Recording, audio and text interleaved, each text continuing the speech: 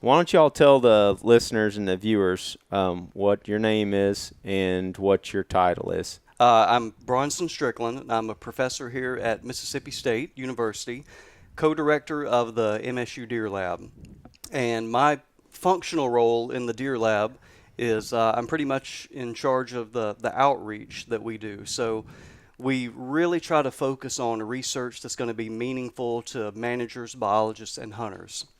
And so my role is really taking that information, trying to distill it down, the research information as best we can, and get it out to people so they can use it. So that's popular articles, this podcast, it's our website, it's all that type of media. But that's our number one role, is to get it in people's hands so they can apply it. And that's what I was telling Luke. Like, I've been following you guys for a long time. I read all kinds of stuff that y'all put out. It's just fascinating. Kudos to you for doing that. Steve, go ahead. Yeah, I'm Steve Damaris, and I'm a professor. And I'm actually the Taylor Chair in Applied Wildlife Research and Instruction. And I've been here about 25 years, and I think Bronson's been here About almost 20, yeah. About the same. And I'm the traditional research and teaching faculty at the university, and so I'm more in the weeds conducting the research, and we cooperate in the design of the experiments and such, and then I make sure it happens. And usually I'm directing great graduate students like Luke and who go out and do the real work. But I'm in the weeds making sure it gets done, and then Bronson's promoting and helping lead the outreach. But we each have our shared responsibilities and our different emphasis areas, and it's worked out really good. It's been a great partnership. I guess to start off, the stuff that's like super interesting, you do a bunch of GPS studies with deer, correct? Right. What the heck happens to a buck on pressured land, whether it's private or public? How do they react to it? I'm going to refer to a study we did years ago in Oklahoma in cooperation with the Noble Foundation there. And they had a large property that was totally in their control. And we set up an experiment where we had a third of the property with a high hunting pressure, a third of the property with a low hunting pressure, and then a third of the property which had no hunting. And we randomly assigned those the first year, and then the next year we shifted them so that you wouldn't have a consistent year after year the same type of and then we had about 25 bucks collared each year that we monitored how they responded to the different controlled hunting pressures. And we had it all arranged so that we knew everybody had to check in. We knew the pressure, and we knew who was hunting, and we assigned them areas within each so that the concentration wasn't all in one place. It was spread across, but at a high concentration, a low concentration, and none. And we learned a lot. One of the cool things was that as little as 3 days after opening weekend, there was a significant change in how bucks moved. The total distance didn't move that much, but how they moved was tremendously different. One of the metrics we measure is called tortuosity. And it's like, if you walk a mile in a straight line, that's not a tortuous. You can walk a mile within a football field and just pace up and down the 10-yard lines, back and forth, and then come back, and never leave a football field and still walk a mile. And so they didn't change how far they walked, but they were much more tortuous in the higher hunting pressures and within 3 days of hunting of that pressure. So tortuous? Tortuous. Tortuous. Yeah. Tortuous is when they're moving a lot in a small area. In a small area. And so what they were doing was focusing their movements within heavier cover and not using more open cover. Was that with firearms hunting? Or was that Yes, with it all, was during a gun methods? season. It was okay. It was a 14-day gun season. And was that with wild free-range deer? Yes. Yep. Really? Did you have a variety of age classes that you were monitoring through that as far as bucks were concerned, or does? Two and a half plus. It was all bucks. Okay. 2.5 plus. So we'd call them adults. Now, you could start tweaking whether or not a 2 and a 3-year-old is going to act like a 5 and a 6-year-old, but we just grouped them.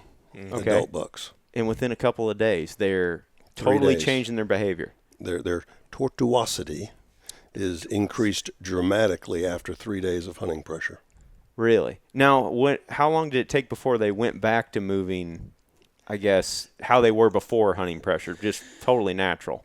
They were going back, but our callers, we had a really intensive data collection during the season, and so the callers didn't last much longer than the actual season. They appeared to be returning to normal about a week after the season ended, but they still were not back to normal. What is normal movement? Like, how far of a distance is that, roughly? So you kind of have the buck's normal pattern, its tortuosity, Yep. its patterns, and the distance it travels in a day, etc. And that's kind of a baseline. Yep. And then you have the treatment applied, which is going to be hunting pressure, your different levels. And you kind of see how they deviate from Sure. the way they normally behave. Yep. Yeah.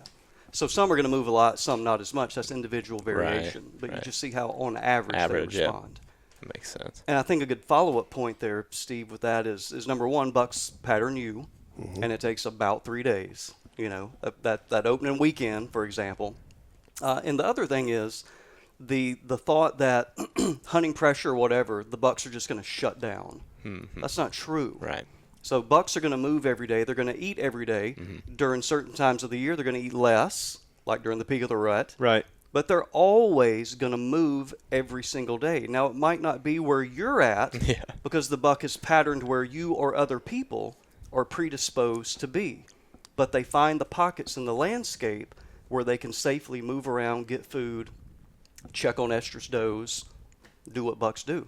That was my next question. Was in this study, were the hunters going into like predetermined stand locations, and they were going into the same spots consistently, like the same access routes, the same, I guess, just hunting the same areas patternably over We and over assigned again? them an area that was based that the higher pressure had smaller areas, more hunters in that Okay. area, but we didn't tell them where to hunt in there, and there were no pre-established stands. It was like they were going in on public lands. Okay.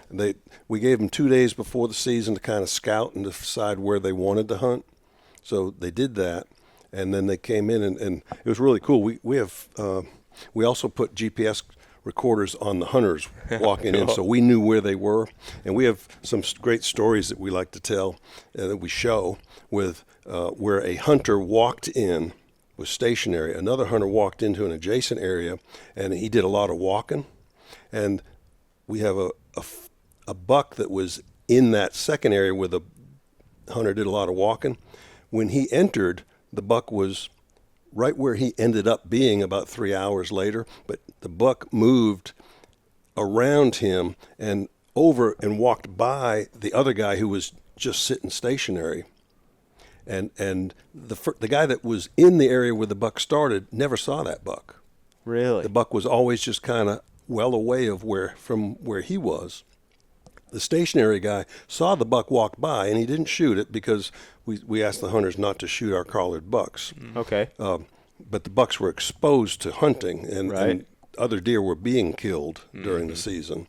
So they were in a live fire situation. It wasn't totally Right. unrealistic. And in fact, that particular buck walked off of the property after being seen by the stationary hunter and was killed an hour after he walked by the stationary hunter. Jeez. Stay in the stand. Not Stay me. in the stand until all these people are moving in and out. Yeah. To increase your odds. Yeah, most true. hunters can't stock up a buck. They're not going to do it. Right. Figure out where they're going to be and go there and wait for them. So what's the lowest pressure area look like? Is there no human pressure in that particular section? A third of the property had no hunting pressure. Okay. A third of it had a low, and I believe the pressure was a hunter per 225 acres. And then the high pressure was a hunter per 75 acres, something like that. In the area where there was no hunters at, did the bucks just behave as they normally would? No. They also changed their behavior? Yes, the bucks on the property started adjusting at a very large scale because they knew there was hunting pressure. They can It hear wasn't the guns. so fine-tuned. I mean, would you say that's a big part of it? They just hear guns. They hear I don't know people if this start is much driving of- in. That's what I think it is. Yeah. I think you go from an environment where there's very few people on the landscape, Yep. including the trucks and the ATVs and the cigarette smoke and Yeah. the body, you know, on and on and on. And now you have all these people on the landscape. And so is pressure meaning that I interacted with the deer and spooked it, or is pressure meaning that over a couple 100-acre scale, a deer is detecting humans are in the woods when they're normally not? Yeah. And they I learn think it's a that. big part of it too. It's just one of those things where if you're in the woods early in the morning and it's dark, nothing's really awake yet, and all of a sudden there's this gravel popping and you're seeing the lights flash up on the ridge, and you got to believe that's not happening in August. You know, when it's hot, like nobody's out there. I mean, people recreate even in those areas at different times of the year, not necessarily like. But not at that intensity. Yeah, and then all of a and sudden, people are to your point, people are behaving differently Oh, than they yeah. are when they're going to the woods to go hunting. right, and even it's like imagine this big forested area that's public land. People are coming in the middle of the summer, early summer, June, July, maybe a car here and there, joyriding through, looking for birds, just, I don't know, looking for mushrooms, something like that. Very, very low population. There's not a lot of noise, and all of a sudden, it's just like it breaks loose. Hunting season's open, yeah, guns start firing, Yeah. gravel's popping, lights flash, and like you said, cigarette smoke's lingering in the air. It's like camps start popping up. I think about that all the time. Just what impact does that have, and at what point is it like bucks just hightail it out of there? Was there any of that where you saw bucks just totally take off and get out of there when the hunting pressure Not in showed that up? study, no. Really? They That's stayed in the interesting. same area. We saw Relatively. no documented measurable change in distribution. On a smaller scale, did they move towards bedding in the areas where there wasn't hunting pressure while that occurred? We couldn't Or- distinguish that. Okay. We did notice that they were selecting heavier cover after those first 3 days. And what does heavier cover mean? Like, what are some examples of the habitat type More in that area? structural cover that you can't see through. Okay. High stem count stuff. Yeah. Okay. Screening cover. That's exactly what we see. I mean, when we hunt public land that's super pressured, the majority, especially the mature bucks. What's interesting is that we see the same thing when we're hunting those areas. Even private land that gets hunted some, they still want to be in that high stem count stuff, or they want to be in a hole somewhere that is away from people. It may only be 200 yards away from people in some cases, but that's what we find when we talk about buck bedding and all that stuff all the time. Like, we're not scientists. We just are going off observation. But we feel like we see more mature bucks bedding in locations where even at times where they can observe hunting pressure, where they can observe an access point. But it is, to your point, it's in a thick pocket. Now, it may not be a very big thick pocket, but they'll spend their time right there. And that's where we usually find them when we go and hunt public land. Yeah. And so I think there's a teaching moment there for hunters. If you're on public land, seek that cover out, use it to your advantage. If you're on private land, how about managing your habitat to create those? Yeah. And now you can start creating those areas of cover where you can hunt it more effectively. You manipulate where the cover is going to be on your landscape. Yeah. That And where video I showed you guys a while ago on my phone, we were talking about thumbnails, where Matt and Adam from Land and Legacy guys came to our farm. It's 100 acres in northeast Missouri. And they helped us do some turkey and some deer habitat work. And that's exactly what they said. They put like these little hinge cut areas. They were half an acre in a strategic location. And they said, like, this is going to be deer bedding cover if you stay out of here. Right. You know, and then you can start to place these around your property and then link them together almost and start thinking of it from a strategic standpoint. Absolutely. Yeah, I don't know exactly where this will take the conversation, but it seems like a lot of management is create an opening, create a food plot, and maybe put some bait out there and stand up, and that's kind of the management practice. And it's like, to me, if you're hunting deer and you want deer, and turkeys at the end of the day. But if you want deer, it's like you got to have some sort of edge. You have to create some sort of thick, just the hunter term is thick, right? It's got to be thick. It's got to be something, like you guys said, screen cover that you can't see into. And it's just, it's interesting and cool to hear that, what we feel like we're seeing is true when you actually put GPS collars on the deer. Yeah. And we've done studies many years ago with a cooperator friend of mine in South Texas, and we monitored a bunch of mature bucks and looked at where they were spending their most used area within a season, and then compared it to an area within their home range that they didn't use at all.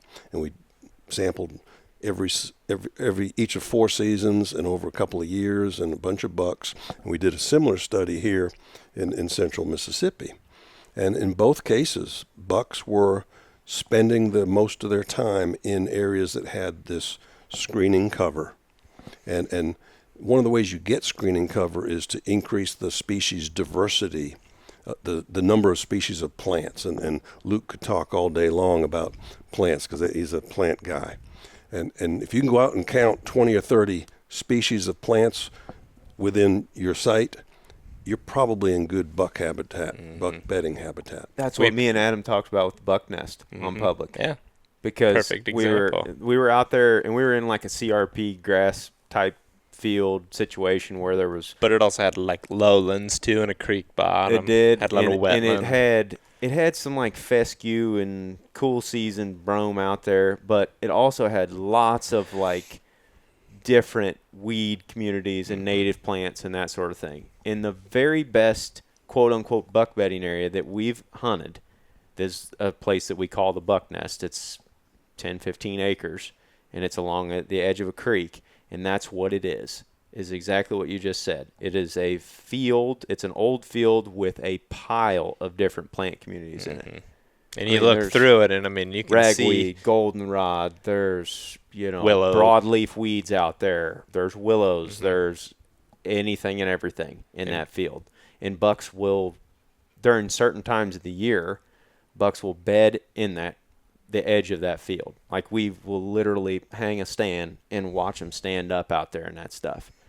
But it is like what you say. It's that screening cover where they can feel safe and then they can see out. Once they go to the edge of it, because that's what we found when we really started diving into this buck bedding thing. We actually go into the beds, and then we try to figure out what the deer is seeing and what conditions he may be there on too. Yes. And that's frequently what it is. I've never heard it put that way as called screening cover, but that's a great way to put it because it literally screens them away from you. You can't see them in there, but a lot of times they can see out and they can see where you're at in some situations. You can get it a lot of different ways. Most commonly, if you're in the southeast, and I'm generalizing here, there's lots of exceptions, but generally in the southeast, you cut something to get cover. Right. And oftentimes in the Midwest, you plant something to get cover. But the common denominator is you've got sunlight going through and striking the ground, hitting the ground. So in a forested environment, like you were talking about hinge cutting or something like that, you have got to open the tree canopy up so that sunlight gets on the ground and it takes care of itself from that point. You don't need to plant anything at all. The diversity of plants Steve is talking about, it's in the seed bed. It's going to be there. But you might be in a different environment where you might want to plant different species. But the bottom line, it's an opening with sunlight on it, and then the question for you over time is going to be, if it's an opening where you planted, how are you going to maintain it? Right. And that's where Luke would come in and say, I want to burn it every 3 to 6 years. That's exactly what these guys said too.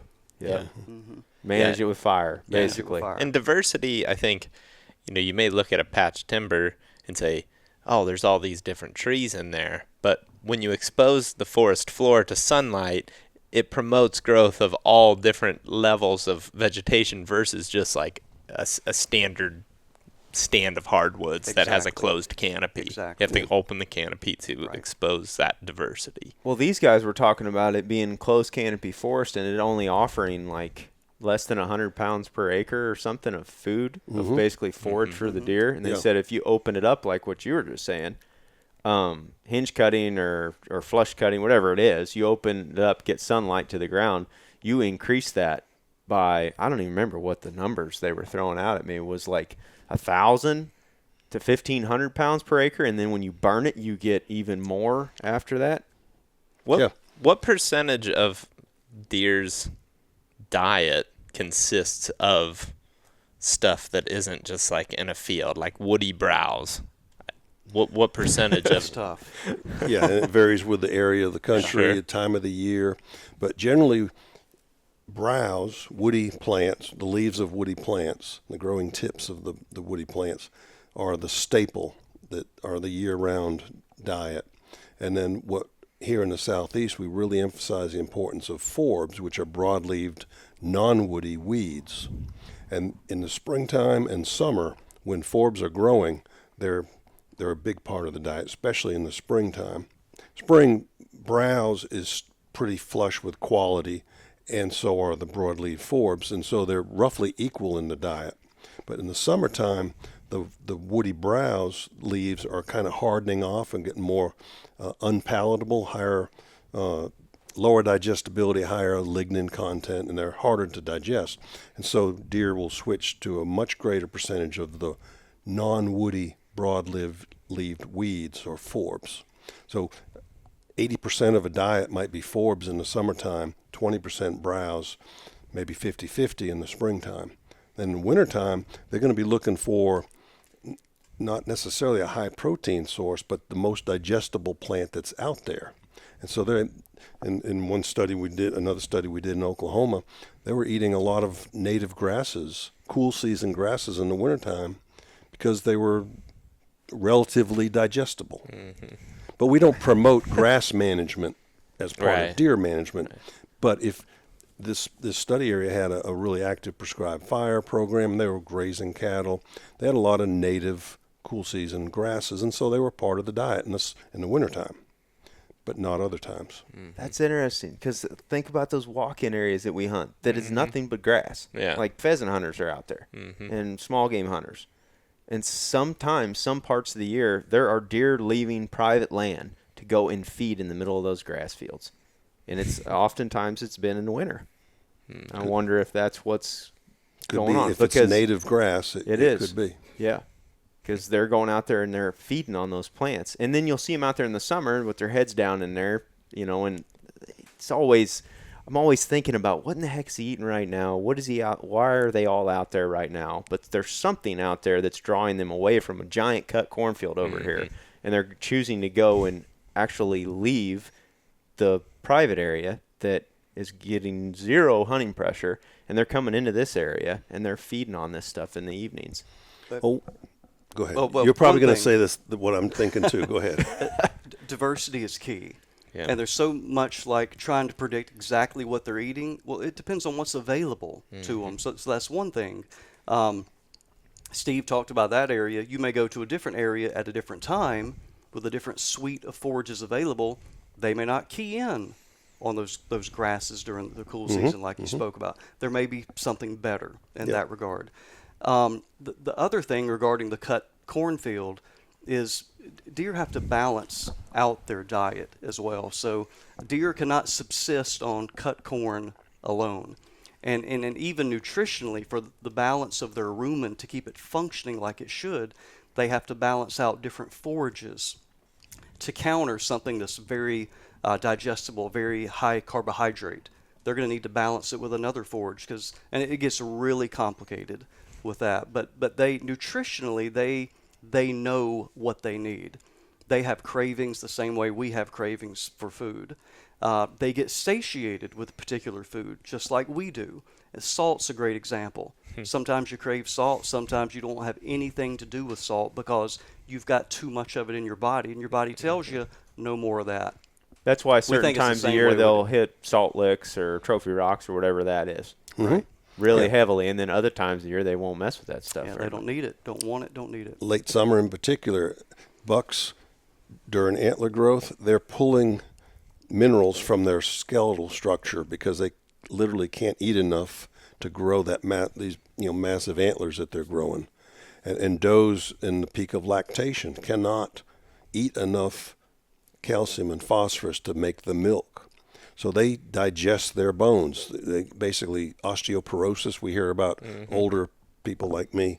I didn't even have to say it. Yeah, I wanted to. You knew it was You cut him coming. off. You cut him off. I'm the senescent one of the two. They're digesting their own bones, and then they have to, after they've finished growing the antlers, now they're going to take time to replenish their bones, and that's why they hit these mineral licks late summer so much. Thanks for watching this video, guys. We've got a lot more content coming from the MSU Deer Lab guys. The next video, we're going to be talking about nocturnal bucks, so I think that one's going to be pretty interesting for you. Be looking out for that. And again, thanks for watching. We'll see you on the next one.